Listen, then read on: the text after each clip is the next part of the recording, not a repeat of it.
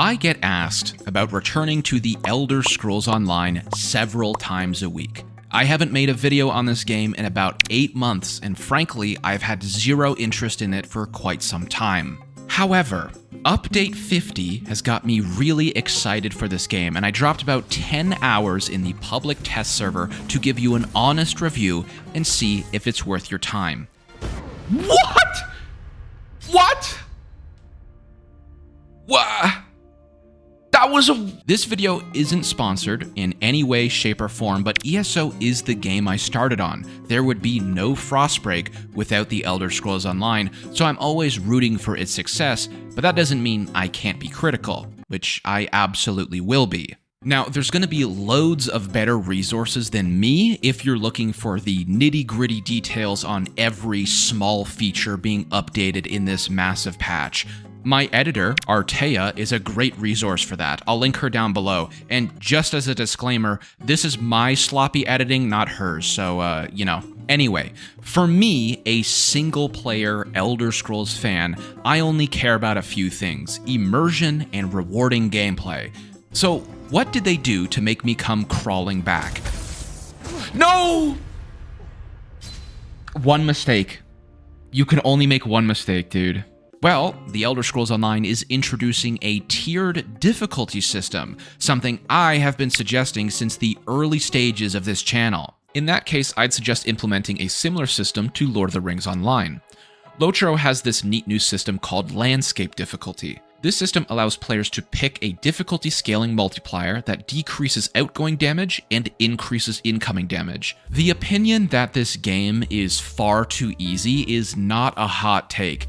If you've watched my previous videos on ESO, you know I did everything in my power to make the game more of a challenge. I stripped myself down naked, banned all consumables, forced myself to forage and steal for basic loot, and still, it was too damn easy. I really hate to use this word, but the moment I got the ick for this game is when I killed the final boss of Somerset, Nocturnal, in less than 20 seconds.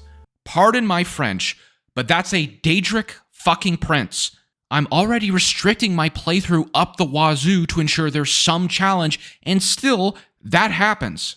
Major build-up to a super awesome final fight, only to blow its load in seconds. Obviously, it irked me enough not to touch this game for almost a year, but today you'll get to hear my honest opinions on this game's supposed fix, and if I think it's worth revisiting if you laid it to rest like myself. Let's start with the basics so you can understand what you're looking at.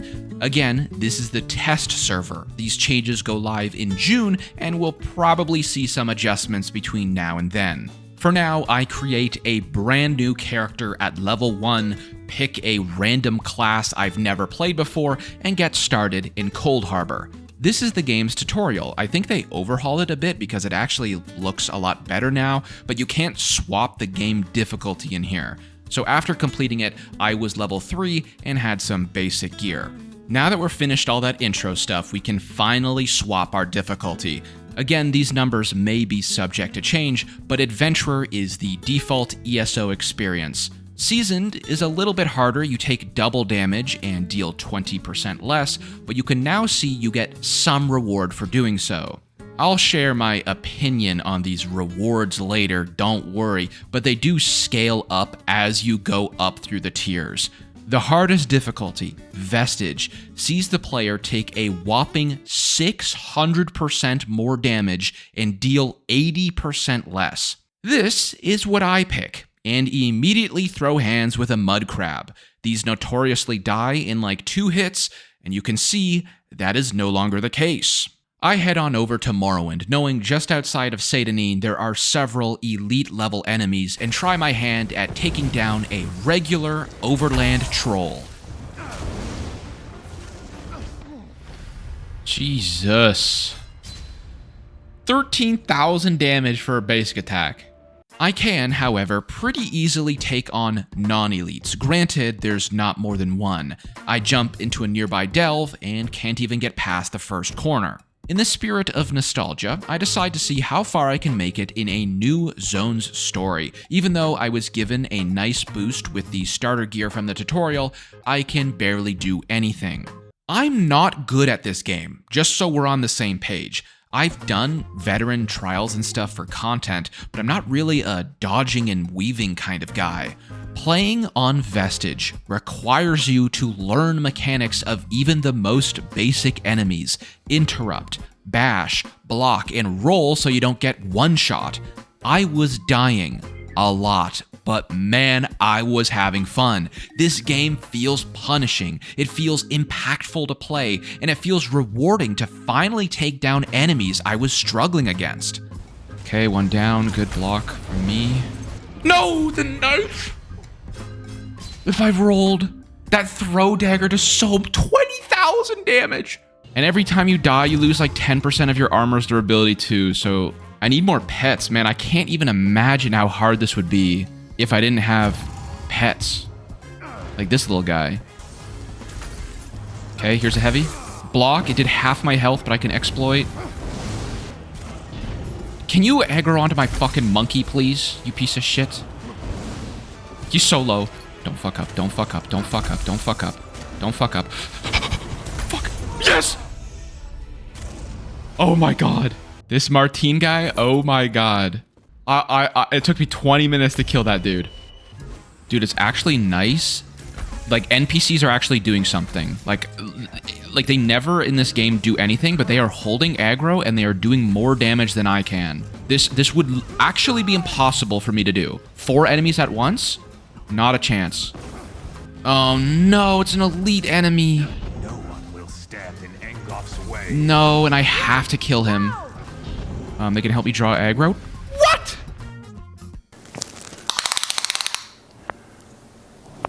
That's quite big.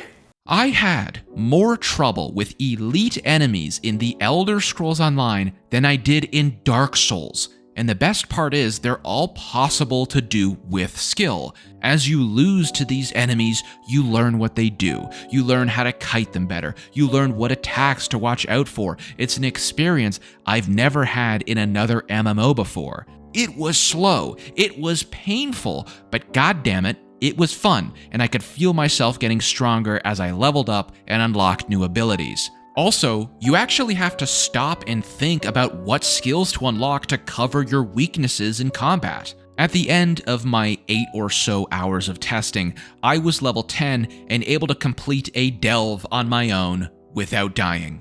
I know, round of applause for me, but this was actually a pretty big accomplishment for me, and honestly, some of these delve bosses can be brutal, but Vestige is absolutely possible on a fresh character, which is great. I was worried you'd only be able to do Vestige if you grind up on normal difficulty and then swap later, but no, you can absolutely do it out of the gate. You can feel yourself becoming less useless. I think when I unlocked my ultimate, that was the first major power spike I saw. You're in fights for so long, you're able to pop it 3 or 4 times in one encounter. Potions! Weirdly, I was going out of my way to buy potions.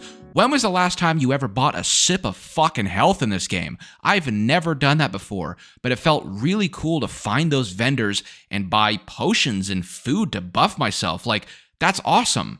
I think at the moment, though, as far as like combat goes, any ranged build is going to be far easier to do on Vestige than melee. I did a world boss with a guy who was also playing on Vestige. You can see by that little icon beside their name. Players on the default difficulty will have no badge, and each other level after that will use the icon from the difficulty screen. Anyway, this boss was rough, and it took us several tries, but despite him being over 1,000 levels higher than me, he was dying way more. I think ranged, pets, and stealth are probably going to be the handicap stuff for higher level content. I didn't know what this class did, Sorcerer. I've never played it before. I just picked a random one for fun. But yeah, pets seem absolutely overpowered right now. I think they might be scaled outside of your difficulty.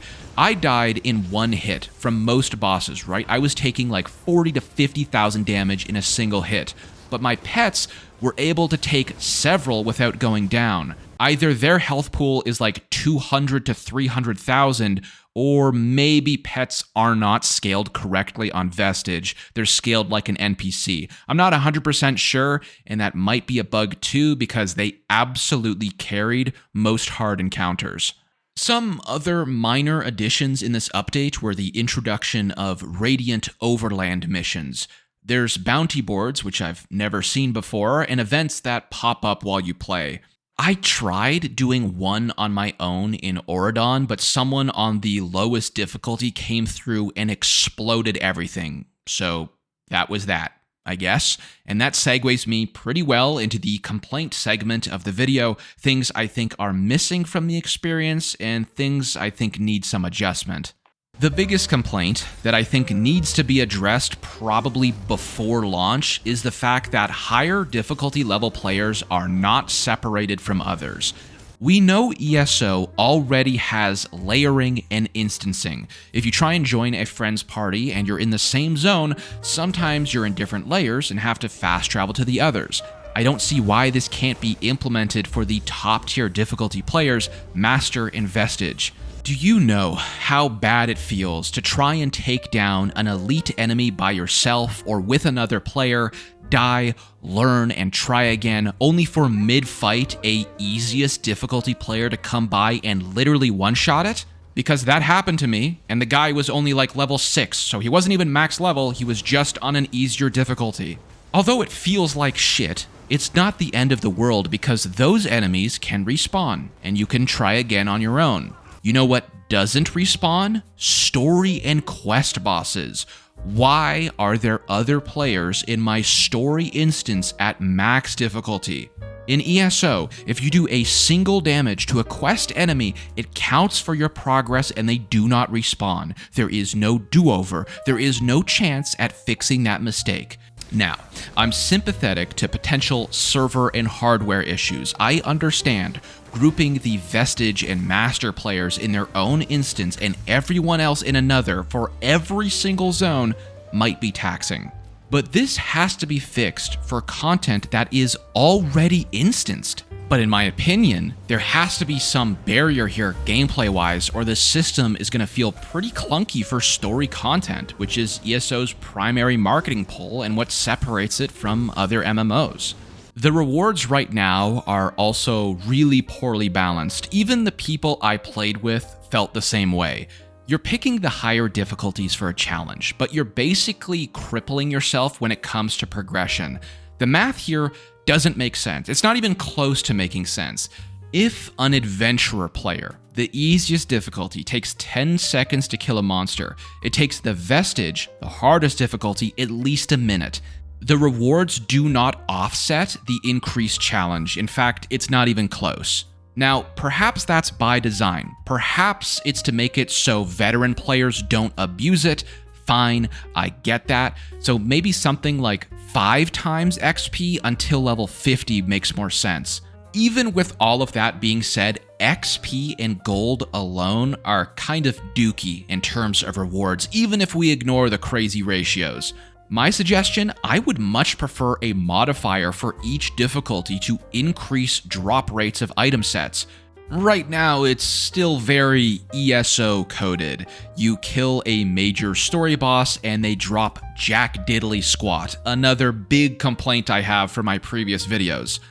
Now, I do have a suggestion which I think would be sick to see in the game, and that's hardcore mode. I don't know if the devs have ever expressed interest in doing this, but it seems to be the next natural step. It doesn't have to be scorched earth character deletion. Maybe players who are playing hardcore get a cool aura effect on their character. Maybe they get an icon or a title to show off, but they lose that effect after their character dies for the very first time. I think being able to lock yourself in a difficulty forever would be super cool to see. It would encourage so much communication and teamwork in a way the game doesn't really do now outside of endgame raids. Real shit though, I think they struck gold here, and I'm not gonna lie.